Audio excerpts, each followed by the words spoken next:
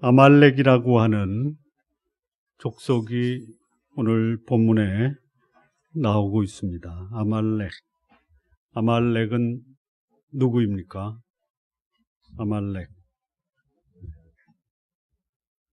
아말렉이 누구인지 보기를 2개 드리겠습니다. 맞는 답이 무엇인지 한번 말씀해 주시기 바랍니다. 아말렉 1번, 아말렉은 아브라함의 후손이다. 2번, 아말렉은 전혀 아브라함과 상관없는 이방 족속이다. 자, 1번이다. 2번이다. 모르겠다.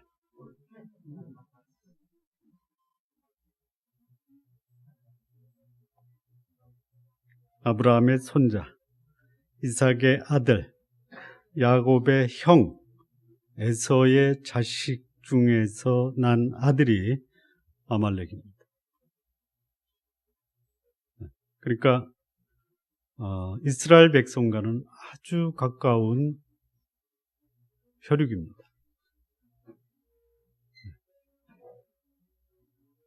그런데 이 아말렉은 이스라엘 백성이 애굽을 나와서 만난 최초의 적이 아말렉입니다. 그리고 아말렉은 이스라엘 역사에서 끊임없이 이스라엘을 공격하고 심지어는 이스라엘 민족 전체를 몰살시키려고 했던 그 족속이 아말렉입니다. 특히 바벨론 포로기를 거쳐서 페르시아 시대에 그 유태인을 몰살시키려고 음모를 주도한 사람, 페르시아의 총리였던 하만이라는 사람을 아십니까? 이 하만이라는 사람이 아말렉의 후손입니다.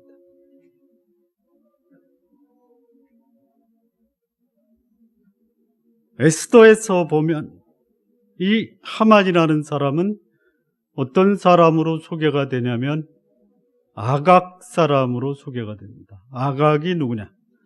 아각은 사울 시대에 하나님이 사울을 통해서 아말렉을 진멸하라 할 때 아말렉 사람을 진멸하고 남겨둔 사람이 누구냐면 아각입니다.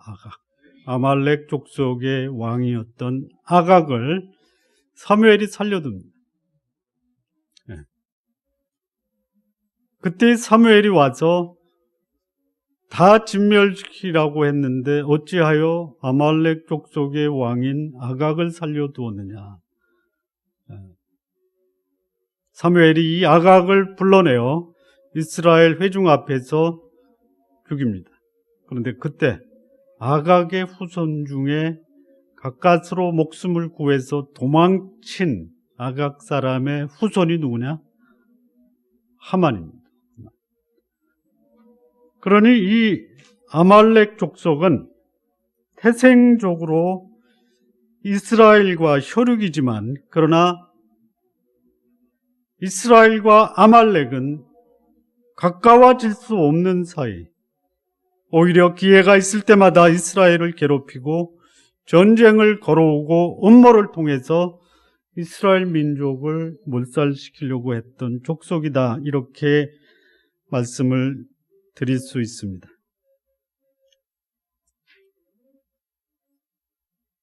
이 이스라엘 백성을 우리가 오늘을 사는 하나님의 백성들이다라고 말씀을 드리면 하나님의 사람들이 살아가는 과정에는 경우야 어떻든 간에 하나님의 사람들을 죽기 살기로 싸움을 거는 대적들이 있습니다. 그것이 조상들의 갈등의 연속이든 아니면 나의 삶에 대한 시기와 질투의 표현이든 아니면 누군가의 마음에 걸림이 되었다고 악심을 품었던 나의 잘못과는 상관없이 시비를 걸고 괴롭히는 자들이 있을 수 있다라는 것이죠.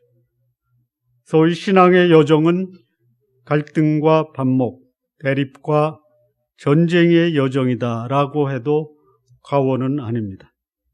이스라엘이 광야의 여정 자체, 이거 힘든 과정입니다. 애굽을 나와서 홍해를 건너고 홍해를 건너자 그들이 처음 만난 것은 마라의 쓴물입니다. 하나님이 쓴물을 단물로 만들어 주시고 엘림에 이르고 엘림을 지났더니 먹을 것이 없어서 하나님이 만나와 메추라기를 주십니다. 르비딤에 이릅니다. 마실 물이 없어서 죽겠다고 아우성칩니다. 자, 이 문제를 보면 신앙인의 과정에서 참으로 힘들게 극복하고 견디면서 가야 되는 문제가 무슨 문제냐? 먹고 사는 문제. 먹고 사는 문제. 하나님이 이러한 양식을 주시면서 그 문제를 극복하게 하셨습니다. 그런데 그것뿐만이 아니라 이제는 구체적으로 외부의 적이 하나님의 백성을 죽이려고 죽기 살기로 덤비는 상황이 벌어졌습니다. 신앙인이 극복해야 될 적은 안에도 있고 밖에도 있습니다. 먹고 사는 문제로 죽겠다고 원망하고 불평하고 하나님을 향해서 도전하는 경우 나를 극복하지 못한 것. 또 한편으로는 내 삶의 공격적 불안한 요소를 제공하는 외부의 적이 있습니다.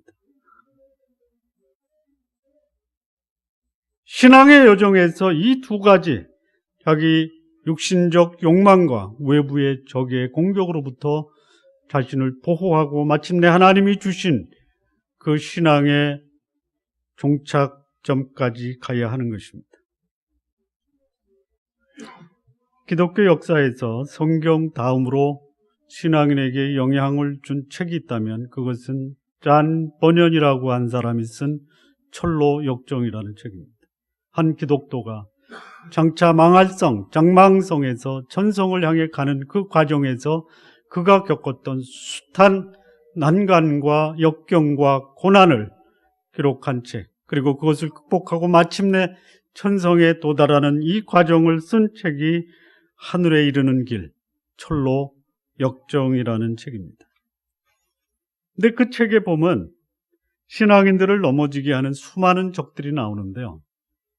여러분, 그 적들이 그야말로 잔인하고 무자비하고 그리고 무서운 모습으로 등장하는 것뿐만이 아니라 때로는 아주 달콤한 모습으로, 때로는 아주 아름다운 모습을 띠고 신앙인에게 나타나 그들을 무너뜨리는 것이죠. 철로 역정에 나오는 기독도가 만난 그 신앙에서 넘어지게 하는 적들이 나옵니다. 첫 번째 만난 적이 뭐냐? 절망이라는 적입니다. 절망. 네. 절망해 보셨습니까? 절망하고 계십니까? 네. 왜 나에게 절망이라는 적이 내 앞을 가로막고 있느냐? 여러분, 절망을 초대해 보신 적이 있습니까? 내 절망을 피하셨습니까? 쉽지가 않죠? 네, 쉽지가 않아요. 네. 절망이라는 적이 내 앞에 나를 가로막고 있습니다. 견디기 어렵습니다.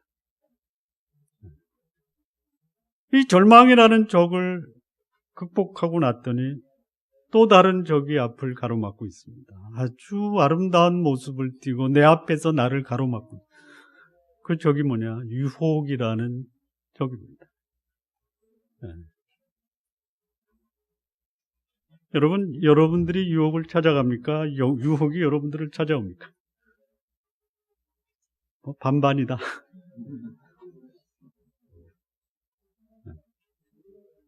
얼마나 많은 하나님의 백성들이 유혹이라는 적 앞에서 무참하게 자기 자신을 방치하다가 그냥 그 자리에서 무너져 내립니까? 또 있습니다. 네. 아주 아름다운 모습을 하면서 찾아오는 적이 있는데 그것이 뭐냐면 도덕이라는 적이에요. 도덕. 나 착하게 살 거야. 착하게. 착하게 사시기 바랍니다.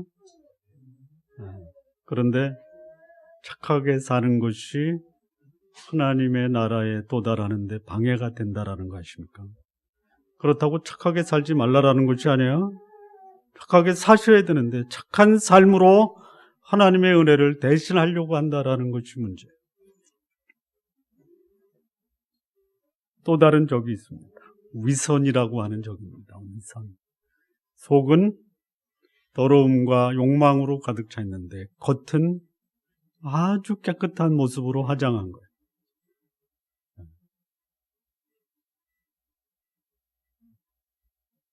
화장하시기 바랍니다.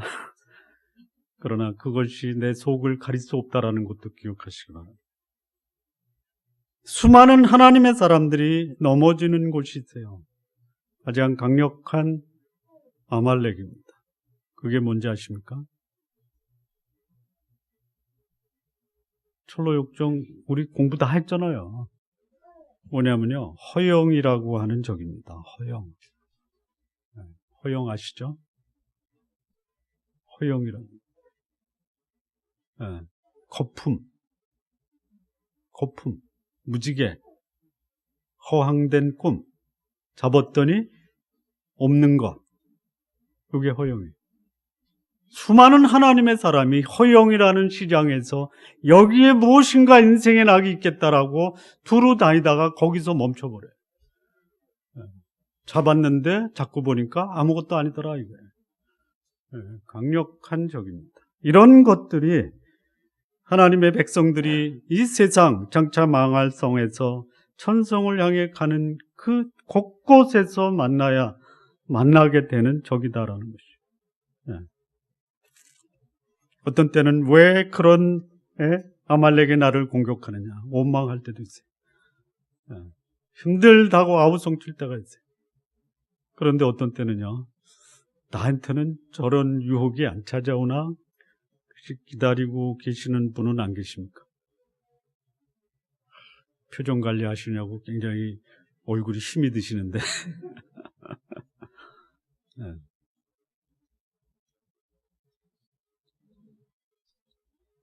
그런 적들이 나를 공격할 때 이걸 어떻게 극복하느냐?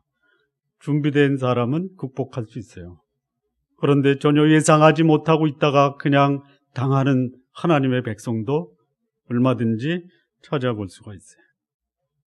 나를 무너뜨리는 이 적들의 공격에 대해서 준비하지 않고 대비하지 않으면 순식간에 무너져 내리는 것이 하나님의 사람들의 모습이에요. 어떻게 하면 내 인생길에 하나님을 향해 찾아가는 이 전성을 향해 가는 그 길에 나를 공격하고 기회를 노리고 있는 이 아말렉과 같은 대적들과의 싸움에서 나는 어떻게 승리할 수 있느냐? 오늘 본문에서 몇 가지 교훈을 함께 생각을 해보겠습니다. 첫 번째입니다. 8절에서 10절인데요. 그때에 아말렉이 와서 이스라엘과 르비딤에서 싸운다. 모세가 여호수아에게 이르되 우리를 위하여 사람들을 택하여 나가서 아말렉과 싸우라. 내일 내가 하나님의 지팡이를 손에 잡고 산꼭대기에 서리라. 여호수아가 모세의 말대로 행하여 아말렉과 싸우고 모세와 아론과 훌은 산꼭대기에 올라가서 이 말씀에서 우리가 아말렉과의 싸움에서 승리하는 첫 번째 비결을 보게 되는데요. 이 뭐냐? 내가 할 일은 내가 하라 이거예요. 사람이 해야 할 일이 있어요. 내가 할 일을 하나님이 해달라고 요청하지 마십시오. 내가 할 일은 내가 하는 거예요. 사람이 할 일은 사람이 해야 합니다. 하나님이 하실 일은 하나님이 하시는 거고 내가 할 일은 내가 하는 거예요. 여러분들의 자녀가 시험에서 좋은 성적을 받게 하시려고 자녀들과 밤을 새서 철야기도 하십니까? 밤을 새서 공부합니까? 너무 쉬운 거 얘기해서 그거를 질문이라고 하냐? 내일 시험 보면 밤을 새서 공부하는 게 당연하지. 밤을 새서 기도한다고 성적이 올라. 다 아시죠?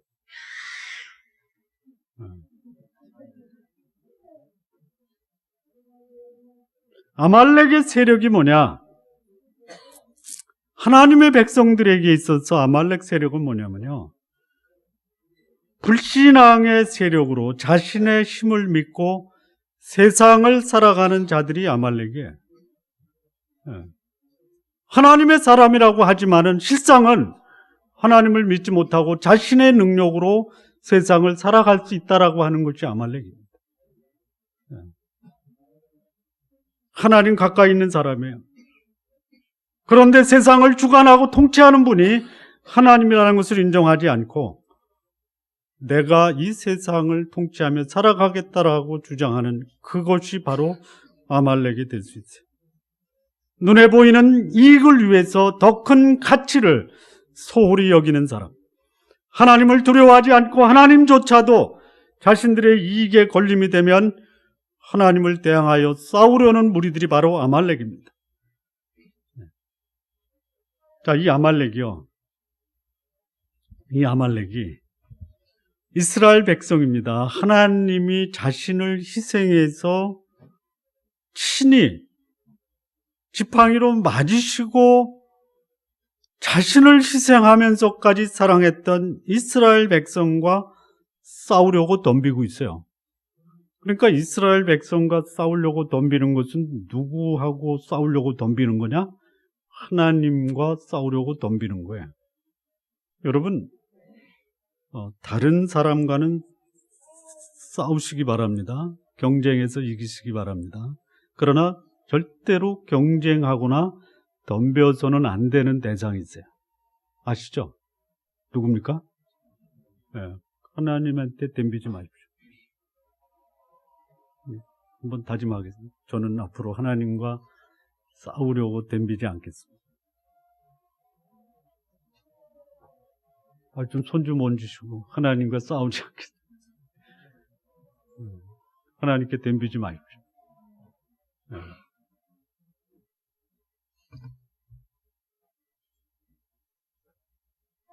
어떤 때는요, 하나님 말씀보다 아말렉 사람들의 말이 일리가 있는 것처럼 보여요. 폼나게 살아야지. 좀 사람들에게 인기도 얻어야지. 매력적으로 보일 수 있어요. 여러분, 마귀가 그냥 잔인하고 무자비하고 뿔나고 무서운, 옛날에 우리 공산당은 그냥 이상하게 그려놨잖아요. 이 수많은 하나님의 사람들이 이 아말렉과 싸우다가 지쳐서 넘어가기도 하고 때로는 아말렉과 결탁해서 그들과 한편이 돼서 사는 경우도 있어요.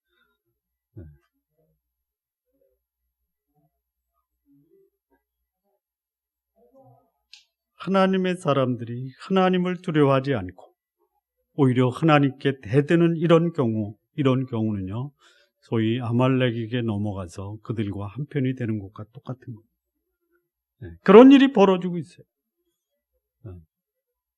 하나님의 백성들의 삶에서 하나님을 두려워하지 않고 오히려 세상을 두려워하다가 세상에 잡혀 먹히는 경우도 있다라는 것이에요. 나한테 조금이라도 손해가 되면 용납할 수 없다. 그러나 나에게 조금이라도 이익이 된다면 하나님의 뜻 저버리고 세상의 정의와 도리를 저버리는 현상이 오늘도 벌어진다라는 것이에요.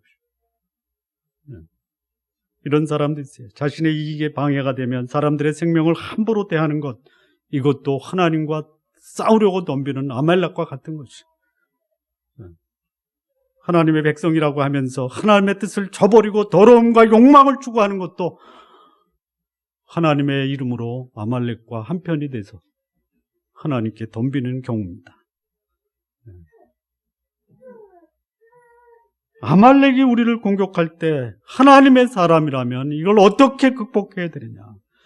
하나님의 사람들은 자신들이 자신을 보호하기 위해서 해야 할 일을 행해야 됩니다. 나에게 공격하는 대적, 아무도 나를 대신해서 싸워주지 않습니다. 내가 싸워야 되는 것은 내가 싸워야 되는 거예요. 무방비 상태로 있다가는 죽기를 각오하고 덤비는 이 아말렉에게 먹힐 수밖에 없어요. 나를 공격하는 대적들을 사전에 감지하고 준비하고 대비해서 공격해 오면 그것을 막아낼 수 있는 책임 내가 해야 돼요. 자, 어떤 적이 있다고 그랬습니까? 절망이 나는 적이 있어요. 절망이 나는 적. 이 사람이 얼마나 간사한지 몰라요. 나를 절망시키려고 나를 공격하는 대적 앞에서 내가 적을 당할 수 없다면 그냥 주저앉아 버려요. 그러다가 이게 조금 기운 차리고 이길 것 같으면 또 마치 어떤 대적도 이길 것 같은 이런 자만심에 빠지다가 또 몰락하는 경우도 있어요. 여러분, 절망이라는 적이 나를 공격해 올 때 어떻게 하실 거예요? 일단은 절망이라는 적이 나를 찾아왔다라고 현실을 직시하셔야 돼요. 절망이 나를 절망시키고 무너뜨리려고 할 때 나에게는 절망보다 더 위대한 소망과 희망이 있다라는 것을 알고 인내하면서 하나님이 이루실 그 소망의 때를 기다리시면서 사셔야 돼요. 유혹이라는 적도 옵니다. 아름다운 모습을 하고 매력적인 모습을 하고 나를 무너뜨리려고 하는 이 유혹이라는 적이 얼마든지 올 수 있어요. 어떻게 하시겠어요? 여러분, 유혹 앞에서 가장 효과적인 대응 방법이 뭐예요? 피하는 겁니다. 도망가세요. 도망가세요. 그리고 단호하게 거절하시기 바랍니다. 이 도덕이라는 적이 있어요. 마치 내가 세상을 승리하고 이렇게 사는 것이 하나님 뜻에 합당한 것이다.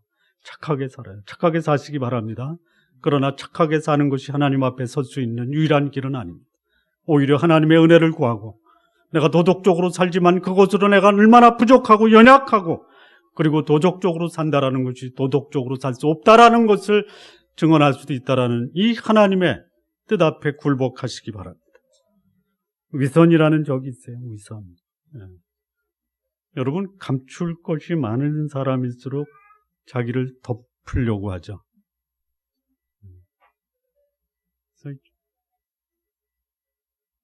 제가 사람 보는 안목이 있거든요. 저 사람은 지금 감추는 게 많다. 보면 딱 드러납니다. 어떻게 할 수 있냐면요. 입을 다물고 사시는 분이 감추는 게 많은 분이에요. 좀 말씀 좀 하고 사시기 바랍니다. 제가 집에서 당신은 말도 안 하고 살아 이런 말을 들어요.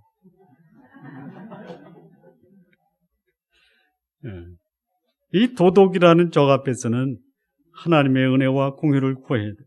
위선이라는 적에게는 가면을 벗고 자신의 부족함을 인정하면서 하나님의 도우심을 구해야 돼요. 허영이라는 적 있잖아요. 허영. 이 허영이 영어로 보니까요, vanity라고 합니다. vanity. 아침에 안개가 햇빛이 나면 사라져 버리듯 아무것도 안 잡히는 게 허영. 잡았는데 보니까 없어요. 이런 적에게는 겸손이라는 것과 검소라는 것과 감사하는 삶으로 극복해야 돼요. 이 신앙인들이 이 불신앙의 세력이 감히 넘볼 수 없을 정도로 자기 관리와 자기 보호를 해야 돼요. 신앙인이 자기를 보호하기 위해서 아말렉이 공격할 때 자기를 보호할 수 있는 가장 최선의 방법이 뭐냐? 거룩하게 자기를 보존하는 겁니다. 신앙인의 가장 강력한 무기, 가장 자기를 보호할 수 있는 보호막이 뭐냐? 거룩한 삶이에요. 거룩한 삶. 거룩하게 사는 하나님의 백성을 괴롭히는 불신앙의 세력이 있어요. 그런데 거룩하게 사는 것만이 불신앙의 세력을 향해서 자기를 보호할 수 있는 최선의 방어고 최선의 공격입니다. 거룩한 자는 누구도 손댈 수가 없어요. 만약에 신앙인이 자신을 보호할 수 있는 이 거룩함을 상실한다면 불신앙의 공격 앞에서 속수무책으로 당할 수밖에 없어요. 신앙인의 싸움은 혈과 육에 대한 싸움이 아닙니다. 이 세상 어둠의 주관자라고 성경이 말씀하고 있어요. 그러기 위해서 우리는 그 어둠의 세력과의 싸움에서 승리하기 위해서 내가 해야 할 일이 있어요. 내가 할 일이 뭡니까? 하나님의 전신 갑주를 입는 것이에요. 남이 입혀주는 게 아니에요. 내가 입는 거예요. 악한 날에 너희를 능히 대적하고 모든 일을 행한 후에 서기 위함이라. 그런즉 서서 진리로 너희 허리띠를 띠고 의의 흉배를 붙이고 평안의 복음에 예비한 것으로 신을 신고 모든 것 위에 믿음의 방패를 가지고 이로써 능히 악한 자의 모든 화전을 소면하고 구원의 투구와 성령의 검 곧 하나님의 말씀을 가지라라고 말씀합니다. 전쟁은 내가 하는 것입니다. 하나님의 백성이 된 것은 전적으로 하나님의 은혜로 된 것이지만 하나님의 백성이 된 이후에 공격해오는 대적과의 싸움을 위해서는 그 전쟁 준비는 우리 자신이 해야 됩니다. 어설프게 하지 마시기 바랍니다. 어설프게 무장하고 어두운 세상과 싸우는 것은 무모한 것입니다. 제대로 무장해서 제대로 전쟁에 임하시기를 바랍니다. 우리 쫀나무교회 성도 여러분, 이 전쟁 날을 위해서 무장을 하시고 어떤 어둠의 세력이 공격해 온다 하더라도 능히 싸워서 이길 수 있는 거룩함으로 여러분의 삶을 준비하시기 바랍니다. 자, 두 번째입니다. 11절 12절 말씀인데요. 모세가 손을 들면 이스라엘이 이기고 손을 내리면 아말렉이 이기더니 모세의 발이 피곤함에 그들이 돌을 가져다가 모세 아래에 놓아 그가 그 위에 앉게 하고 아론과 훌이 한 사람은 이쪽에서 한 사람은 저쪽에서 모세의 손을 붙들어 올렸더니 그 손이 해가 지도록 내려오지 아니한지라. 아말렉과의 싸움에서 승리하려면 이 전쟁의 주인은 하나님이십니다. 그분의 도우심을 구하기 위해서 하나님 앞에서 기도하는 삶을 사셔야 한다는 것이. 이스라엘 백성이 여호와를 중심으로 아말렉과 전쟁할 때 하나님의 사람 모세는 아론과 훌과 함께 하나님께 손을 들었다라고 합니다. 손을 든다라는 것이 무엇입니까?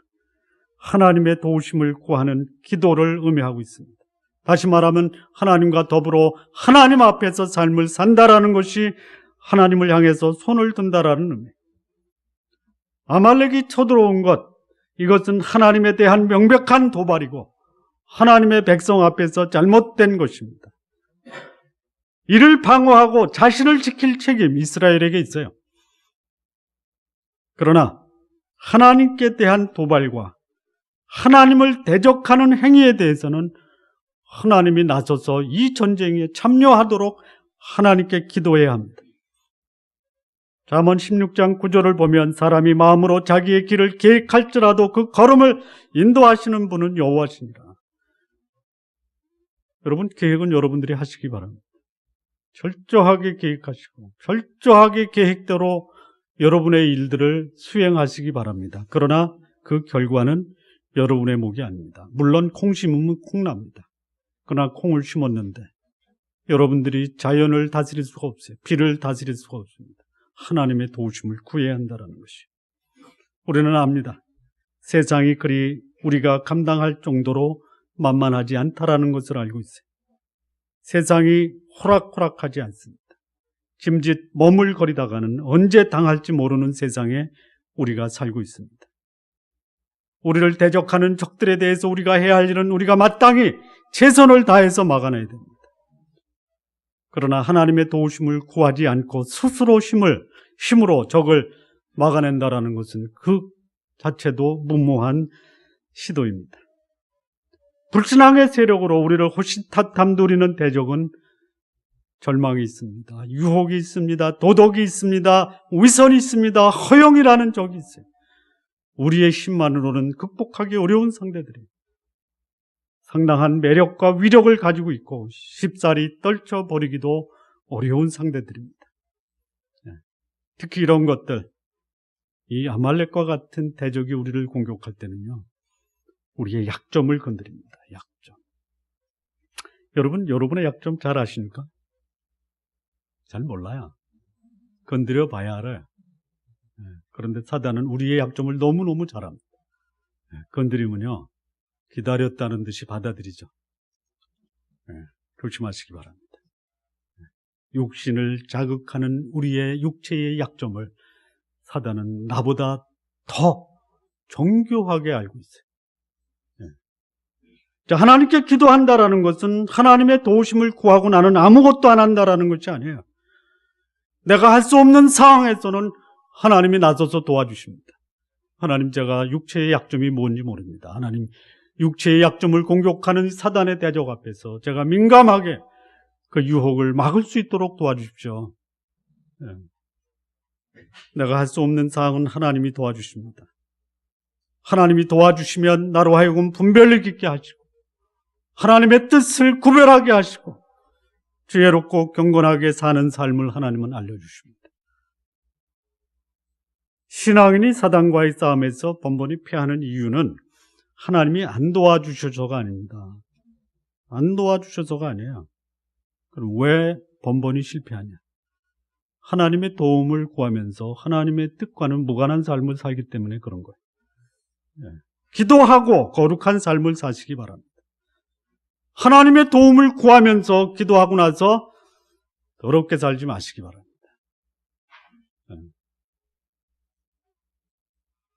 요즘 그런 사람이 있는 거예요.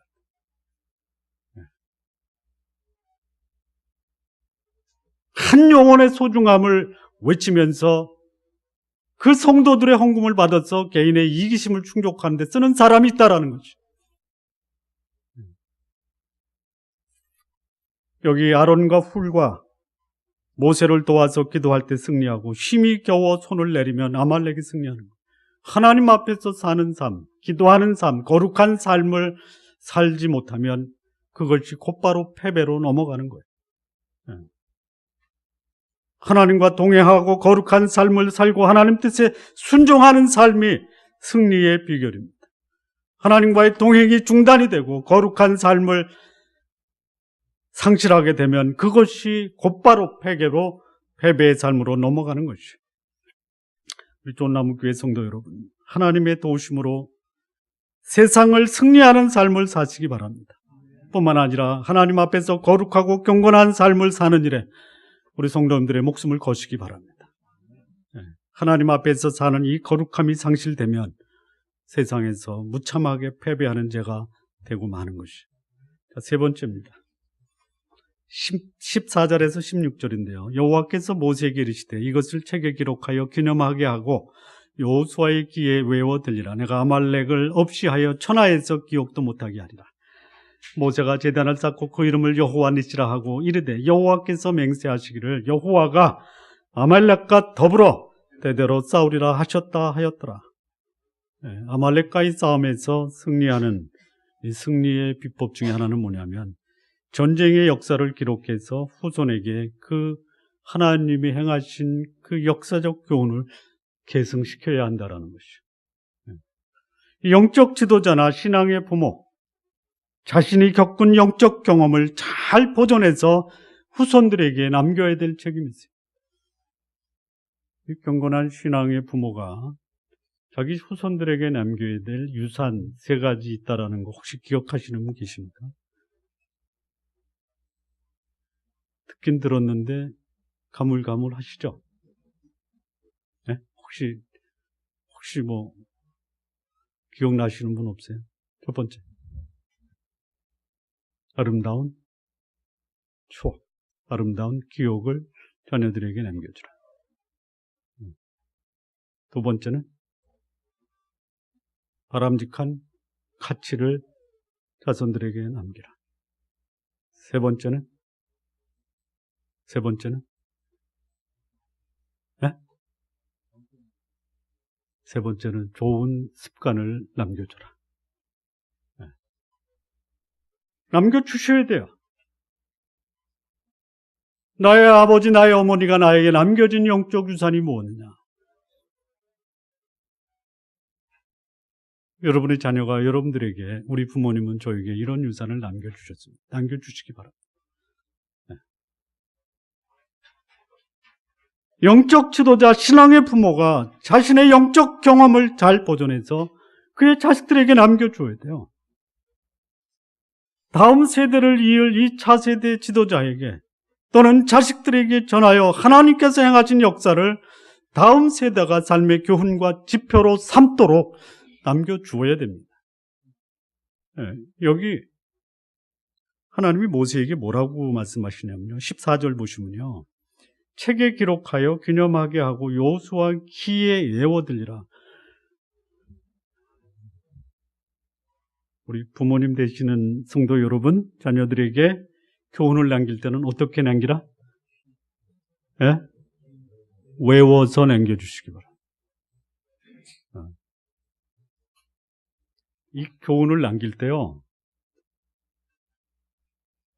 입에서 입으로, 눈에서 눈으로 전달이 돼야 돼요. 책을 보고 읽고 받아 적게 하지 마시고요. 예?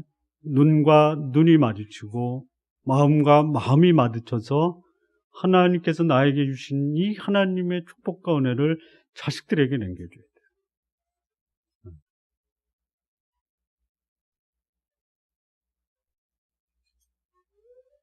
만약에 내가 겪은 하나님의 위대하심을 다음 세대, 아니 내 자식에게 계승하지 않으면요, 내 영적 인생은 내 대에서 멸문하는 겁니다. 육신적 자손은 계속 계승된다 해도 영적인 유산이 내 자식과 다음 세대에 계승이 안 되면 아주 극단적인 말로 영적 멸문지하가 되는 거예요. 내 자식은 자식이 아니라 나 자신입니다.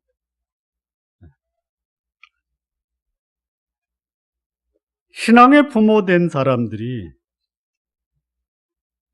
내가 겪었던 하나님을 내 자식들도 겪을 수 있도록, 내가 신뢰하고 내가 믿고 동행했던 그 하나님, 나 자식도, 내 자식도 그런 삶을 살도록 가르치고 교훈을 남겨야 됩니다. 나의 신앙, 나의 인격, 나의 경험들이 나의 다음 세대의 자식들이 무엇보다도 귀한 영적 유산으로 받아들이고 그것을 토대로 자식들의 삶이 다음 세대에 계속 하나님의 뜻을 이룰 수 있도록 자녀들을 그렇게 양육하셔야 된다는 거예요. 어떤 부모도 자녀들에게 가장 좋은 미래, 가장 안전한 미래, 가장 좋은 환경을 만들어주지 않으려고 하는 부모님들이 없으시죠? 그렇죠? 할 수 있으세요? 할 수 있으세요?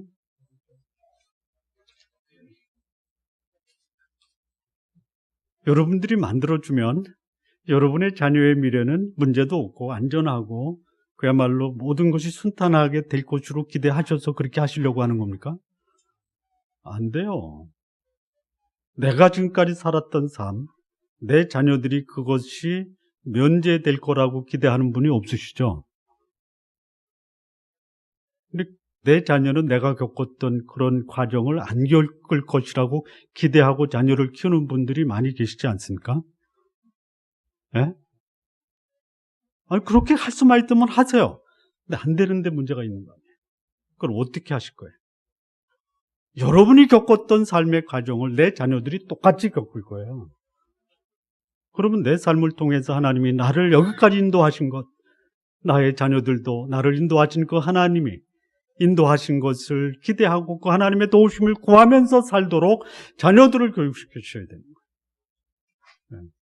내가 이런 문제 있을 때 이런 고통을 당했는데 하나님이 이때에 나를 이렇게 도우셨다. 기록으로 남기셔서 자녀들을 도우시기 바랍니다. 나의 자녀들이 나와 동일한 환경을 살아가게 될 것이요.